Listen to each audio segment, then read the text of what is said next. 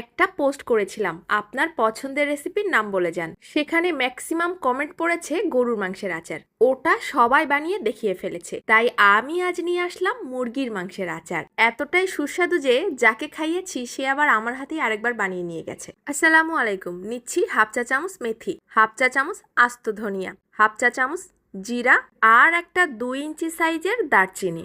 এবার নিয়ে নিলাম প্রায় 10-12টা লবঙ্গ, আর নিয়ে নিয়েছি 10-11টা এলাচ। বেশি পড়ে গেছিল তাই 2-1টা তুলে রাখলাম।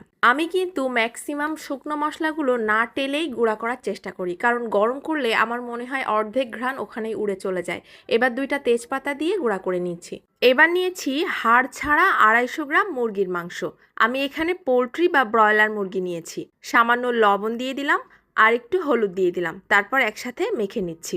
এবার সম্পূর্ণ তেল ছাড়া একটা শুকনা কড়াইতে মুরগির মাংসগুলোকে ভেজে গায়ে